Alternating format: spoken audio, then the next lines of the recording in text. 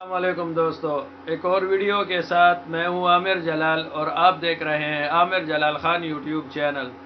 دوستو، آج کی اس ویڈیو میں ہم ایک اور نبی کا قصہ پڑھیں گے۔ وہ نبی کون سے ہیں یہ جاننے سے پہلے آپ سب دوستوں سے گزارش ہے کہ ویڈیو کو لائک کریں، اپنے دوستوں کے ساتھ شیئر کریں اور جن دوستوں نے ابھی تک ہمارا چینل سبسکرائب نہیں کیا وہ سبسکرائب کریں اور ساتھ میں بیل آئیکن پر لازمی کلک کریں تاکہ ہماری ہر نئی آنے والی ویڈیو کی اپڈیٹ آپ تک پہنچ سکے۔ تو دوستو، آج کی اس ویڈیو میں ہم حضرت الیاس علیہ السلام کا قصہ پڑھیں گے۔ تو چلیے بنا وقت ضائع کیے آج کی یہ ویڈیو شروع کرتے ہیں۔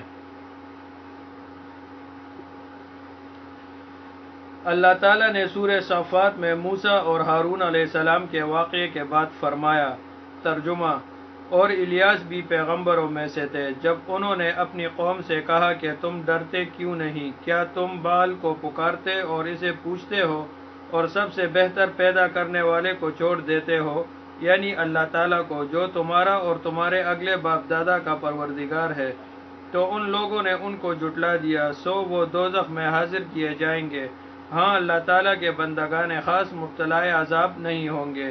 اور ان کا ذکر خیر پچھلوں میں باقی چھوڑ دیا کہ اہل یاسین پر سلام، ہم نیک لوگوں کو ایسا ہی بدلہ دیتے ہیں، بے شک وہ ہمارے مومن بندوں میں سے تھے۔ حضرت الیاس علیہ السلام کا نام و نسب: ماہرین انساب کا کہنا ہے کہ یہ الیاس نشبی ہیں اور ان کا نسب یوں بیان کیا جاتا ہے: الیاس علیہ السلام بن یاسین بن فخاس بن عیزار بن ہارون علیہ السلام۔ بعض نے ان کا نسب اس طرح بیان کیا ہے: الیاس بن عازر بن عیزار بن ہارون علیہ السلام بن عمران۔ علماء کرام کا بیان ہے کہ ان کو اہل بعلبک کی طرف رسول بنا کر بھیجا گیا تھا۔ بعلبک دمشق کے ایک مغربی شہر کا نام ہے۔ الیاس علیہ السلام نے اپنی قوم کو اللہ کی طرف دعوت دیتے ہوئے بعل بت کی عبادت چھوڑنے کا کہا۔ بیان کیا جاتا ہے کہ یہ ایک عورت تھی جس کا نام بعل تھا۔ پہلی رائے زیادہ صحیح ہے، اسی لیے الیاس علیہ السلام نے ان کو کہا، کیا تم ڈرتے نہیں؟ کیا تم بعل کو پکارتے ہو اور سب سے بہتر پیدا کرنے والے اللہ کو چھوڑتے ہو؟ وہ تمہارا اور تمہارے آباء و اجداد کا رب ہے۔ بہرحال انہوں نے آپ کی تکذیب کی، آپ کی مخالفت کی اور آپ کو قتل کرنے کا پروگرام بنایا۔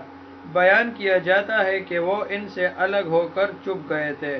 ابو یعقوب الزرعی نے کعب الاحبار سے بیان کیا ہے کہ الیاس علیہ السلام اپنی قوم کے بادشاہ سے 10 سال تک الدم کے نیچے ایک غار میں چھپے رہے، حتیٰ کہ اللہ تعالیٰ نے اس بادشاہ کو ہلاک کر دیا اور کسی اور کو اس کی جگہ بادشاہ بنا دیا۔ الیاس علیہ السلام اس کے پاس آئے اور اس پر اسلام پیش کیا تو وہ مسلمان ہو گیا اور اس کی قوم کے بہت سے لوگ بھی اسلام لائے۔ صرف 10,000 لوگوں نے اسلام قبول نہ کیا اور بادشاہ نے ان تمام افراد کو قتل کرا دیا۔ ابن عبد الدنیا رحمۃ اللہ علیہ نے اپنی سند سے سعید بن عبد العزیز اور انہوں نے بعض شیوخ سے بیان کیا ہے کہ الیاس علیہ السلام اپنی قوم سے بھاگ کر پہاڑ کے غار میں 20 یا 40 راتیں بسر کی۔ معجزانہ طور پر کوے ان کے پاس ان کا کھانا لاتے تھے۔ وقدمی رحمۃ اللہ علیہ نے منشی محمد بن سعد رحمۃ اللہ علیہ نے اپنی سند سے محمد بن الصائب کلبی رحمۃ اللہ علیہ سے بیان کیا ہے کہ سب سے پہلے نبی ادریس تھے، پھر نوح، پھر ابراہیم، پھر اسماعیل اور اسحاق، پھر یعقوب، پھر یوسف، پھر لوط، پھر ہود، پھر صالح، پھر شعیب، پھر موسیٰ اور ہارون، پھر الیاس النشبی بن عازر بن ہارون بن عمران بن قاہس بن لاوی بن یعقوب بن اسحاق بن ابراہیم علیہ السلام۔ انہوں نے اسی طرح بیان کیا ہے، لیکن یہ ترتیب محل نظر ہے۔ محقول رحمۃ اللہ علیہ نے کعب سے بیان کیا ہے کہ 4 نبی زندہ ہیں، ان میں سے 2 زمین میں الیاس اور خضر علیہ السلام اور 2 آسمان میں ہیں، ادریس اور عیسیٰ علیہ السلام۔ پہلے بیان کیا جا چکا ہے کہ جس روایت میں ہے کہ الیاس اور خضر علیہ السلام ہر سال رمضان کے مہینے میں بیت المقدس میں اکٹھے ہوتے تھے اور ہر سال حج بھی کرتے اور آئندہ سال تک کے لیے کافی ہونے والا آب زمزم پی لیتے تھے، وہ صحیح نہیں۔ البتہ اس بات کی دلائل موجود ہے کہ خضر اور الیاس علیہ السلام فوت ہو چکے ہیں۔ حضرت وہب بن منبع رحمۃ اللہ علیہ وغیرہ سے روایت ہے کہ جب الیاس علیہ السلام کی قوم نے آپ کو جھٹلایا اور تکلیف دی تو انہوں نے اللہ سے روح قبض کرنے کی دعا فرمائی، جس کے نتیجے میں آپ کے پاس ایک جانور آیا، اس کا رنگ آگ جیسا تھا۔ آپ اس پر سوار ہوئے، اللہ نے آپ کو پردے دیے اور نورانی لباس پہنا دیا اور ان سے کھانے اور پینے کی لذت ختم کر دی۔ اسی طرح آپ ملکی ہیں اور بشری بھی، ارضی بھی ہیں اور سماوی بھی، اور آپ نے الیاس بن اخطوب اور اپنے بعد تبلیغ کی ذمہ داری سنبھالنے کی وصیت فرمائی۔ یہ روایت محل نظر ہے، در حقیقت یہ اسرائیلیات میں سے ہیں جن کی نہ تصدیق کی جا سکتی ہے اور نہ ہی تکذیب، بلکہ یہ واقعہ عقل اور نقل دونوں لحاظ سے صحیح نہیں۔ واللہ علم۔ حضرت انس بن مالک رضی اللہ عنہ بیان کرتے ہیں کہ ہم ایک سفر میں رسول اللہ صلی اللہ علیہ وسلم کے ہمراہ تھے۔ ہم ایک جگہ پر ٹھہرے کہ اچانک ایک آدمی کو کہتے سنا، اے اللہ، مجھے محمد صلی اللہ علیہ وآلہ وسلم کی مرحومہ مغفورہ امت میں سے کر دے۔ میں نے وادی میں دیکھا کہ وہاں 300 ہاتھ سے زیادہ لمبے قد کا آدمی تھا۔ اس نے مجھ سے پوچھا کہ تم کون ہو؟ میں نے کہا میں رسول اللہ صلی اللہ علیہ وسلم کا خادم انس بن مالک رضی اللہ عنہ ہوں۔ اس نے پوچھا وہ کہاں ہیں؟ میں نے کہا یہاں قریب ہی ہیں اور آپ کا کلام سن رہے ہیں۔ اس نے کہا اس کے پاس جاؤ اور کہنا آپ کا بھائی الیاس آپ صلی اللہ علیہ وسلم پر سلام پیش کرتا ہے۔ میں نے رسول اللہ صلی اللہ علیہ وسلم کی خدمت میں پہنچ کر آپ صلی اللہ علیہ وسلم کو سلام پیش کیا تو آپ صلی اللہ علیہ وسلم ان کے پاس تشریف لے گئے، ان سے ملاقات کی، ان سے بغلگیر ہوئے، سلام کہا اور دونوں بیٹھ کر باتیں کرنے لگ گئے۔ اس نے آپ کو بتایا کہ میں سال میں صرف ایک مرتبہ کھانا کھاتا ہوں اور وہ دن آج ہی ہے، لہٰذا آؤ دونوں کھانا کھاتے ہیں۔ پھر آسمان سے دسترخوان نازل ہوا، اس میں روٹی، مچھلی اور اجوائن تھی۔ بس ان دونوں نے کھانا کھایا اور مجھے بھی کھلایا۔ پھر ہم نے عصر کی نماز ادا کی، پھر وہ ہم سے رخصت ہوئے۔ میں نے ان کو دیکھا کہ وہ بادلوں سے گزر کر آسمان کی طرف جا رہے ہیں۔ امام بیہقی رحمۃ اللہ علیہ نے اس کو انتہائی ضعیف قرار دیا ہے۔ تعجب ہے کہ امام حاکم ابو عبداللہ نشان پوری نے اپنی کتاب مستدرک علی الصحیحین میں اس کو بیان کیا ہے۔ در حقیقت اس قسم کی چیزوں کی نشاندہی کے ساتھ مستدرک پر مزید کام کر کے اس کی کمی پوری کرنے کی ضرورت ہے، کیونکہ اولاً یہ حدیث موضوع ہے اور کئی لحاظ سے صحیح احادیث کے مخالف ہے، اور معنی کے اعتبار سے بھی یہ حدیث صحیح نہیں۔ بخاری اور مسلم کی حدیث پہلے بیان ہو چکی ہے کہ رسول اللہ صلی اللہ علیہ وسلم نے فرمایا، اللہ تعالیٰ نے آدم علیہ السلام کو پیدا کیا تو ان کا قد 60 ہاتھ تھا، پھر اس کے بعد مخلوق اب تک کم ہو رہی ہے۔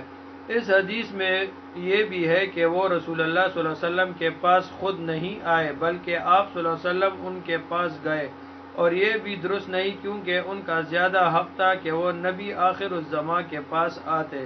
اس حدیث میں وہب کے واسطے سے یہ بھی ہے کہ وہ سال میں ایک دفعہ کھانا کھاتے ہیں۔ پہلے بیان کیا جا چکا ہے کہ اللہ تعالیٰ نے اس سے کھانے اور پینے کی لذت ختم کر دی ہے، اور یہ بھی گزر چکا ہے کہ وہ سال میں ایک دفعہ زمزم کا پانی پیتے ہیں جو اگلے سال کے لیے کافی ہوتا ہے۔ یہ باتیں نصوص شریعہ سے مخالف و باطل ہیں، ان میں سے کچھ بھی صحیح نہیں۔